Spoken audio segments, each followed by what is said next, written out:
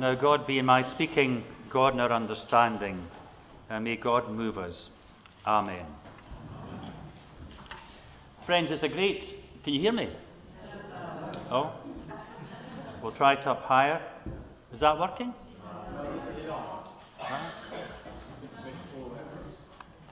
I did what the pastor told me.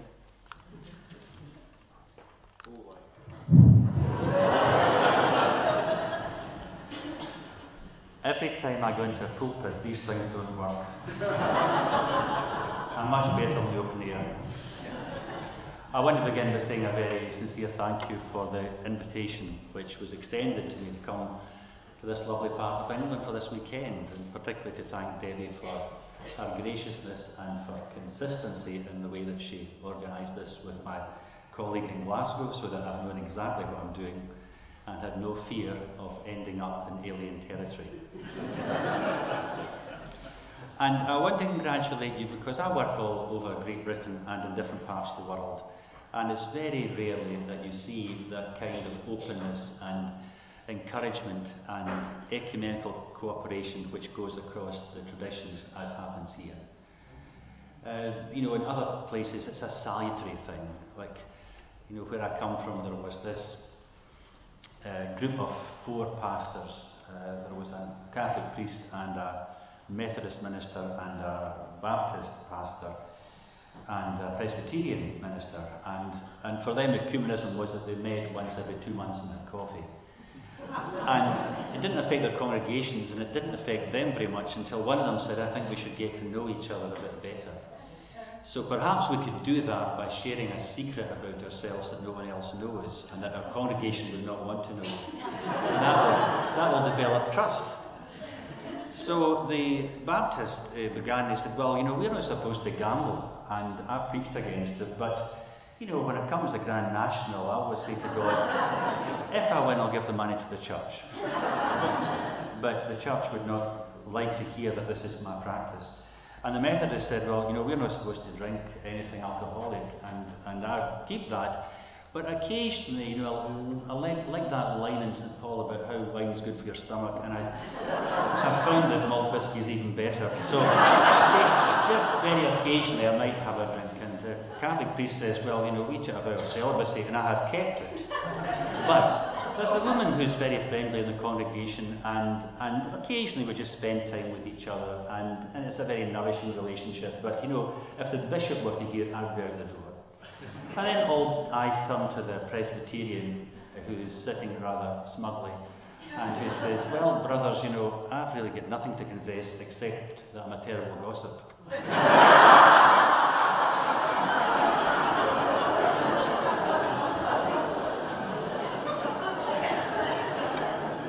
Someone of them. Most of us will have been either the victims, or sometimes we may have been the organisers of a guest list. It's the kind of thing that happens if there's a wedding or a ceremony, and you have to decide who will sit at what table. And so it's either the bride or the groom or their parents, or the person whose 50th birthday it is, or someone who's sponsoring the event, who decides of all those who are going to come, who is going to sit beside whom. And you want to make sure that there's not too many people of the same gender, or too many people from the same background, or too many people who know each other already. And you're also very cautious that there may be someone whose behaviour is perhaps not all it will ever be, and that in case he or she gets out of control, let there be somebody nearby, just in case. Somebody who after a glass of sherry decides to berate the government, totally unaware that everyone else has voted Liberal and Tory, who are sitting at the table. Or someone like a great uncle of mine who at funerals and at weddings would manage to get through fairly respectably the starter and the main course and the sweet. And then would come the cup of tea afterwards, at which time he would put the tea from the cup into his saucer and vent out his false teeth, and then go back. And you need people to make sure that that doesn't happen, and that such oddballs are kept under control. Now, if in any way you feel for this, you might imagine what would happen if, at some kind of reception, between eating and the entertainment, 8 people at a table were to introduce themselves to each other. And number 1 says that he is in exile from his home country because he committed a murder there. And number 2 says that she's a retired prostitute. And number 3 says that he was an army commander with a great reputation for massacring the enemy. And number 4 says that she's a farmer's widow who discovered on day 1 of her marriage that her husband was an idiot. And number 5 says that in his 60s he has fathered a child by his daughter-in-law. And number 6 says that she engineered the death of the Prime Minister. Number 7 says that he was falsely imprisoned on a rape charge. And number 8 says that she was the mother of 2 boys who had been murdered by the state. It would make for very interesting conversation, or for complete silence, as people discovered in talking to each other that they had totally nothing in common. Except that these people all have one thing in common. Because these 8 people were all called by God to fulfill God's purposes. And we can verify this not by personal testimony, but by looking at the book which we call the Bible, and particularly Hebrew Scriptures at the beginning. And seeing that Moses is the murderer who became a fugitive, and that Rahab is the former prostitute who helped to bring down the walls of Jericho. That David is the ruthless army commander who did slaughter thousands. That Abigail is a woman who was married to a farmer who was a congenital idiot, and she told them as much. That Judah was the man who fathered a child by his daughter-in-law. That Esther was the woman who engineered the death of the Prime Minister, who was bent on genocide. That Joseph was imprisoned because of a false charge of rape. And that Rizpah, who was a concubine of Solomon, had 2 of her sons murdered by decree of the state.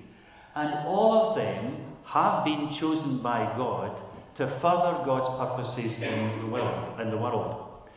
The Hebrew Scriptures were probably introduced to us in an entirely different way. As I remember them as a child, we were given the impression that everybody in the Bible had no moral scruples, and that all were perfect people, and that Abraham was a nice man who began the family of which we are a part, as are the Jewish tradition, and that Moses was just a great leader who took the enslaved people out of Egypt, and that David was a brave shepherd who killed Goliath, and that Joseph had a coat of many colours, and that Solomon built a temple. We didn't hear so much about women. They didn't rank among the most virtuous, perhaps apart from Ruth, about which we know actually relatively little. And this selective summary left me, and perhaps other people, with the impression that God chose people who had impeccable credentials. We weren't made aware as children that nearly all the male heroes were serial bigamists or adulterers or murderers.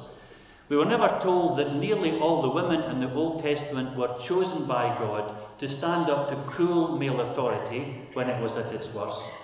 We were never told that several of these heroes spent time in prison, and that many of them, including Moses and David and Jeremiah, expressed doubt to God as much as they expressed faith.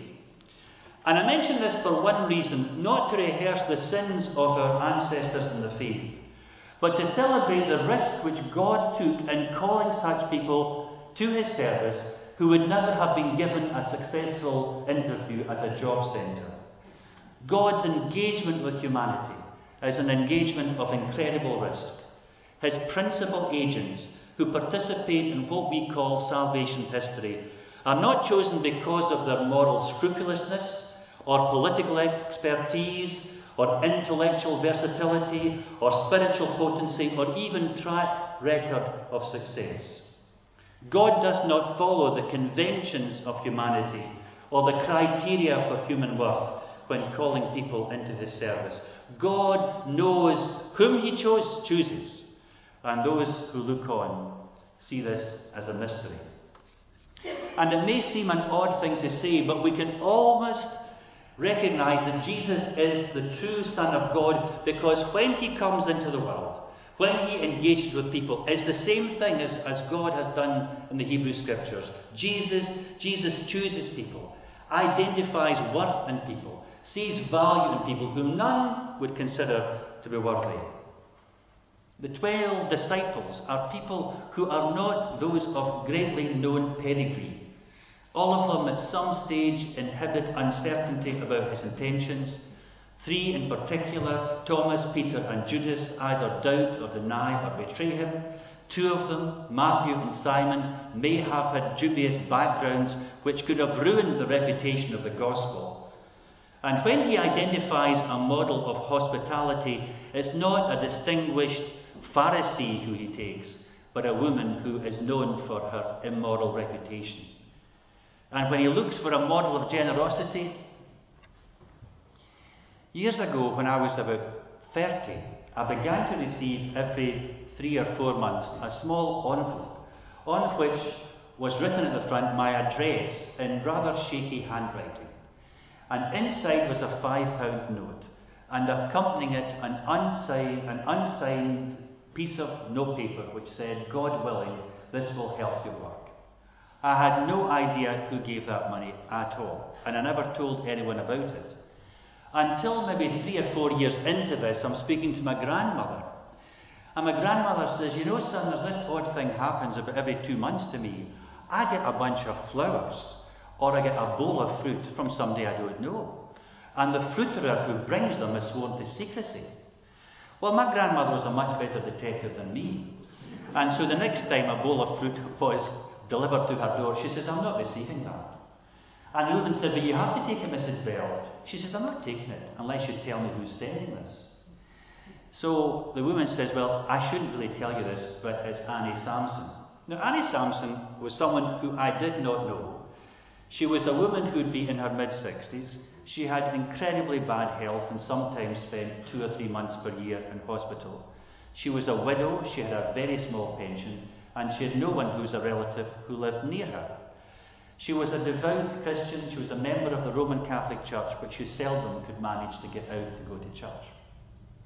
And I realised that this was probably the woman who had been sending me, although I did not know her, £5 every 2 or 3 months. So eventually I went to her door. I went to my hometown and I found her door and came into this very humble home with this woman who clearly did not keep good health. And with this marvellous conversation, and she said, "I suppose you realise who's sending you money?" I said, "Yes, I do. And I want to come to thank you for that and to thank you for the kindness you've shown to my grandmother." Well, about a year later, Annie Sampson died. And the priest in charge of St. Joseph's phoned me in Glasgow and said, "I wonder if you'd come and give the tribute to Annie Sampson's funeral." And I said, "I'd be delighted to do so. And can I choose the reading from Scripture at her funeral?" He said, "Of course." So I chose a reading which we heard a moment ago and didn't really give much by way of a tribute because I did not know much about her except to say that when we met Annie Sampson, we met the poor widow whom Jesus had recognised as being much more generous than all the wealthy men around her. And after the funeral was over, the service was over at the church, outside, perhaps 10 people came up to me and said, "You know, she sent flowers to my mother as well, or to my grandmother." This is the calibre of people in whom Jesus, although the world does not see it, in whom Jesus sees signs of God's kingdom. Because God has planted in them, no matter how inadequate they may feel, hospitality and generosity and prayer and love, which will bear fruit. Maybe one of the differences between us and Jesus is that Jesus recognises that potential, believes it's there, knows that God has made us for goodness. And we sometimes wallow in our inadequacy and see that almost as an excuse for inertia. Maybe that's why Paul, in writing to the Corinthians, said, "Think what kind of people you are whom God has called. Few of you are wise by any human standard, few of you are powerful or of noble birth." And that's where we stop. Oh, few of us are wise. Few of us have any influence. Few of us are of noble birth. Few of us are of the right age. And I go into some churches and they say, "Now look, John, don't do anything new here, because we're an ageing congregation." And I say, "Now just tell me, at what rate are you ageing?"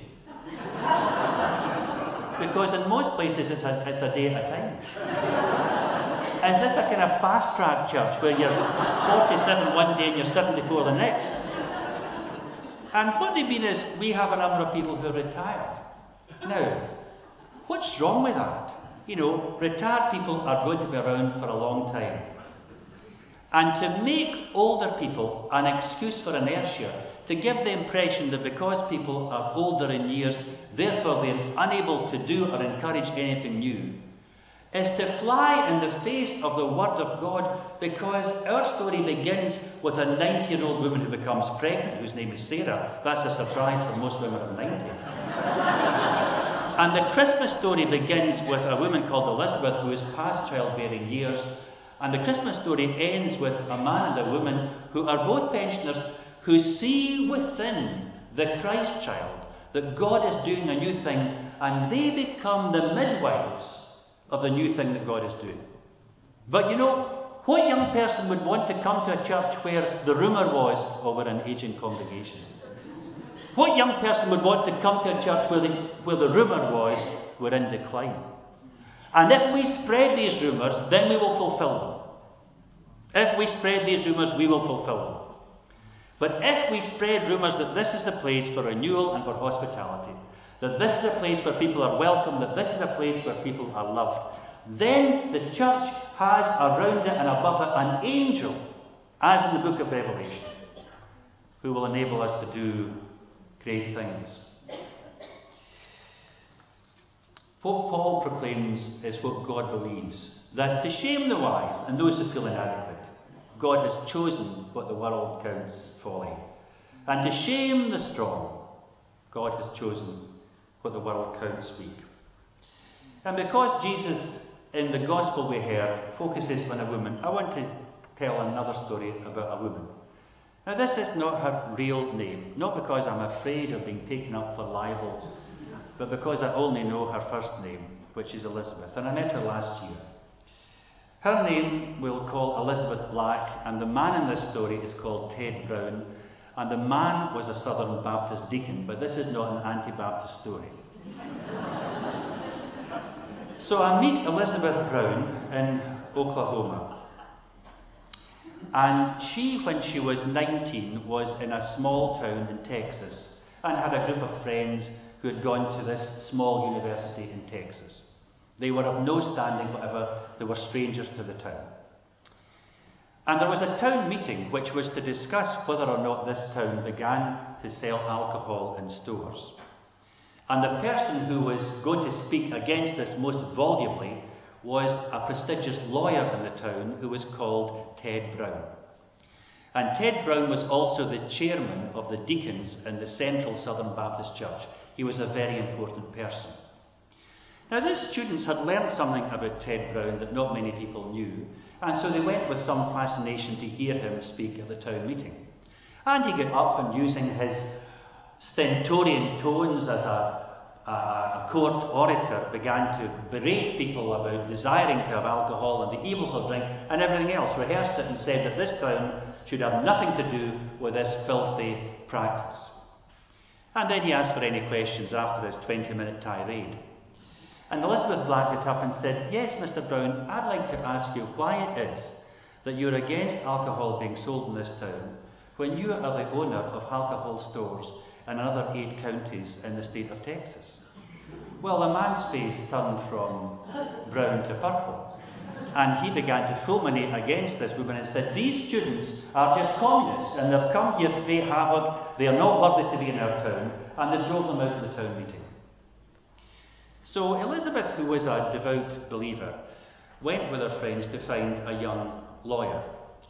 And within a few days they had sent a letter to Ted Brown saying that he had publicly berated these 4 students. He had called them filthy communists. It had been reported in the local newspaper. And these were students in their first year who had good grades and who were hoping to go into finance or into law. But if the rumour started by a prestigious lawyer was they were filthy communists who were getting over, therefore he had defamed them and they were suing him for $10 million. Well, of course, he went off the head about this until his lawyer was sent to meet their lawyer. And his lawyer said, "Do you have proof that Ted Brown has these liquor stores in other parts of Texas?" And they produced a dossier which indicated that, using other names, he was behind 8 liquor stores elsewhere. So he went back, the lawyer, to Ted Brown and said, they might not get you for $10 million, but they'll get you for $5 million. And so this man decided that he would have to relent and agree to pay them compensation.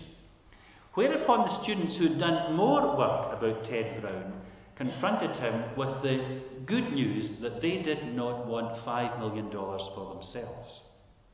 But they discovered that he was a member of the Ku Klux Klan, which was not exactly friendly to people who were not white. And they said, so this is what we would like done with the money, Mr. Brown. There's a poor black Baptist church which is needing a new organ. And the Ted Brown organ in this black Baptist church would be a great asset to the congregation. And there's a playground in a very poor black neighbourhood which is in real state of disrepair, and there's no money to refurbish it.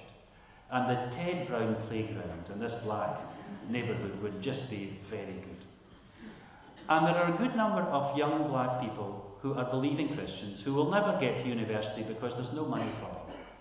And so the Ted Brown Scholarship for African American young people would just be a great thing. And we don't want any money for ourselves, but we do want you at the next town meeting to stand up and apologise individually to each one of us.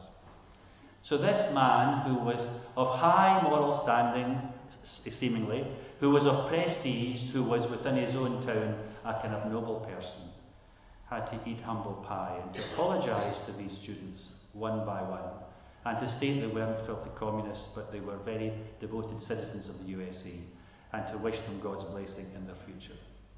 And the woman who told me this was now 73, and she was one of 4 women who on the Friday I met her in Oklahoma had just fed 170 homeless people a 3-course meal. When it comes to those God chooses to change the world, it doesn't matter if you think you're too young, and it doesn't matter if you think you're too old, and it doesn't matter if you think you've nothing to offer. The only things that matters is that God has chosen you, and God knows whom He has chosen, and God knows the seeds He has planted, and God anticipates that we will bear